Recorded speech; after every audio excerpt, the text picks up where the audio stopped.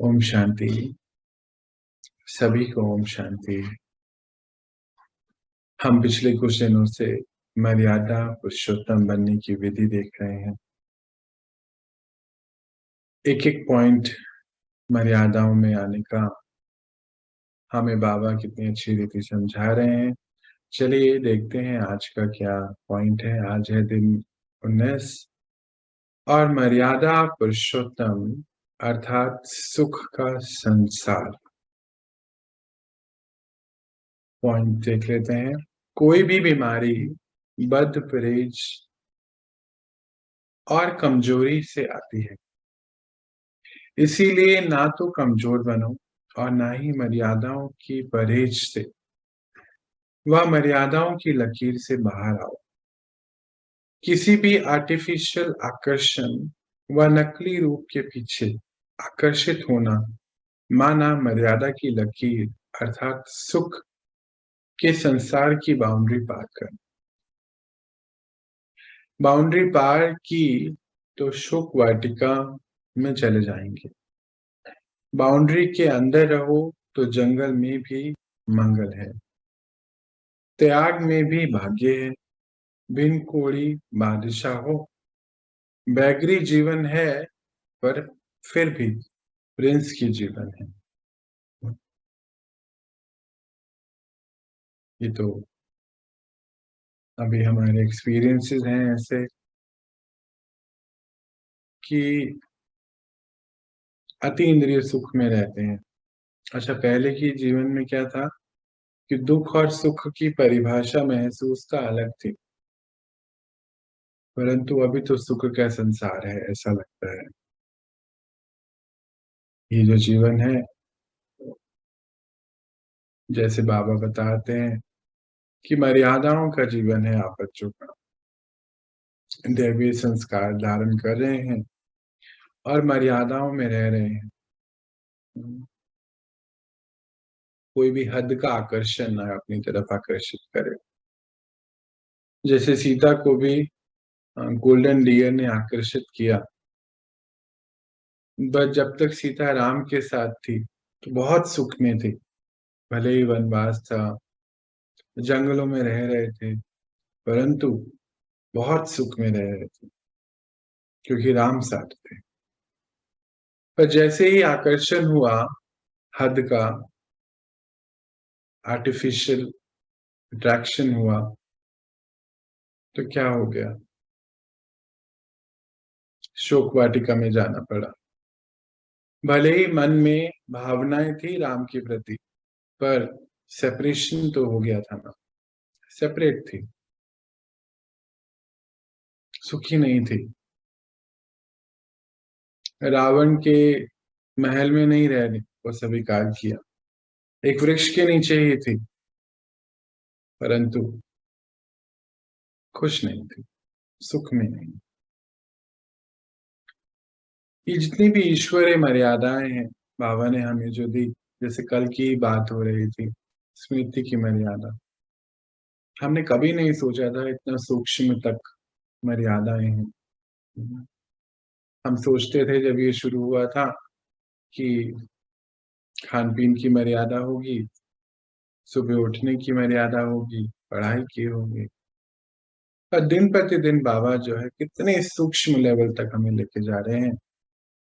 आज की मर्यादा भी बहुत अच्छी है, धारणा है दैवीय गुणों की, दैवीय संस्कारों की।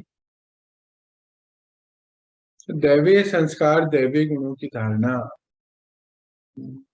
तभी हो सकती है जब हम सभी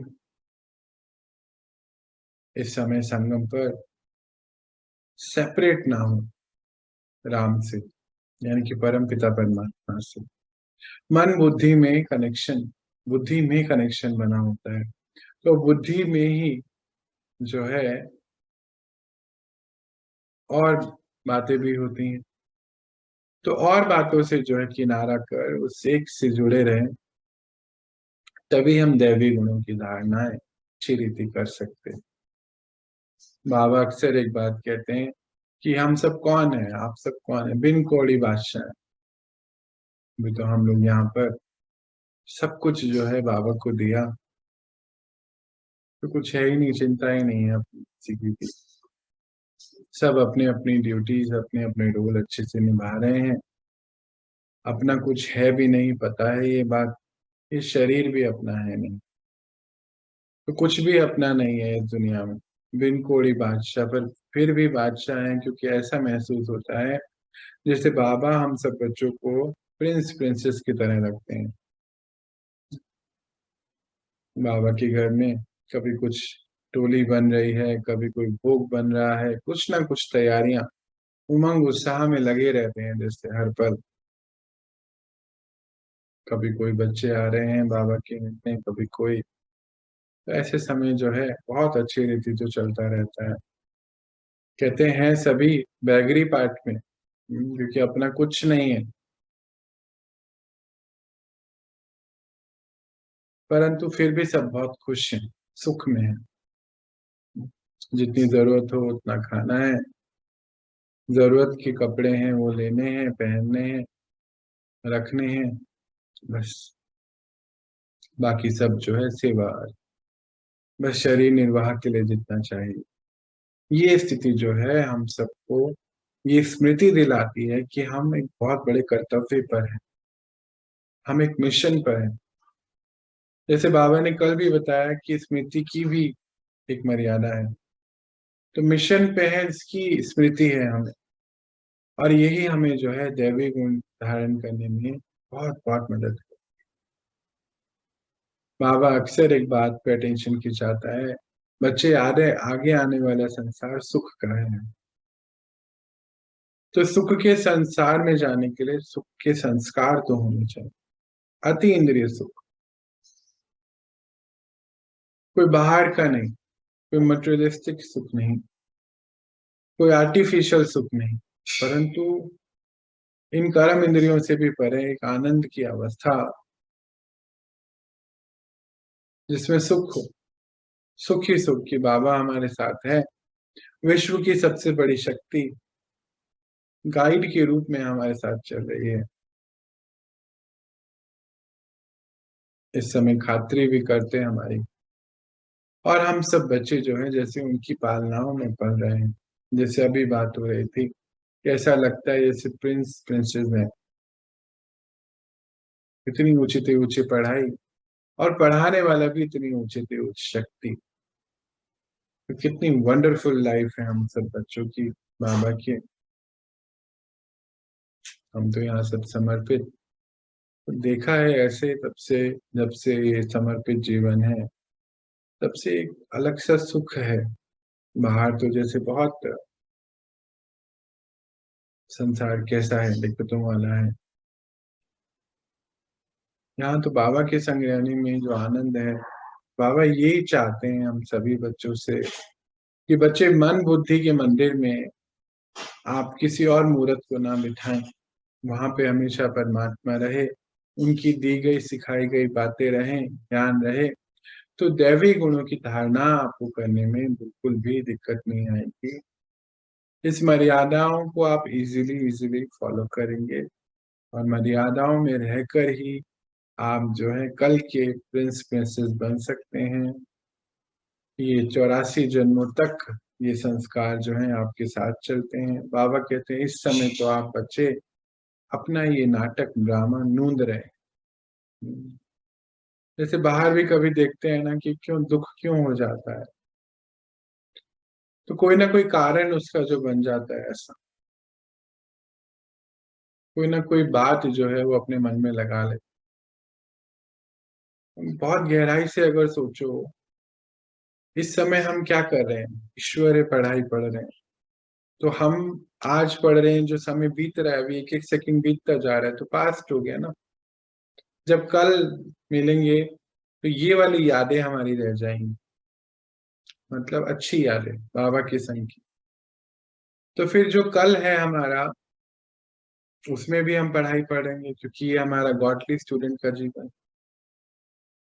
तो बाबा कहते हैं कि बच्चे आज इस समय का जो पल है उस पर आपका अधिकार है। पीछे जो बीत गया, जो आने वाला है, उस पे आपका अधिकार नहीं।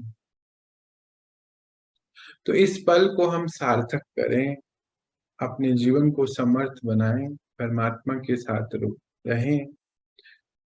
तो ये जो एक एक पल बीत रहा है, ये हमारा पास्ट बन रहा है, और इस प्रेजेंट से हमारा फ्यूचर का भी निर्माण हो रहा है, क्योंकि दैवीय गुणों की धारणाएं होती हैं।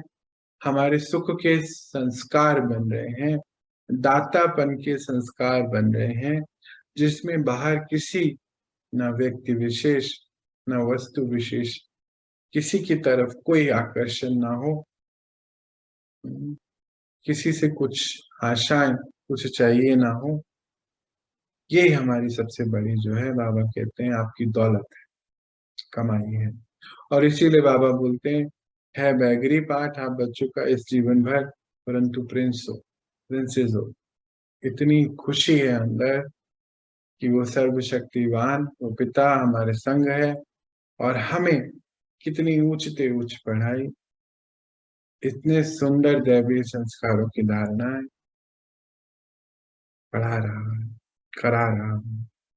उस नए संसार में लेके जाने के लिए कितनी पढ़ाइयाँ, कितनी तैयारियां करा रहा है।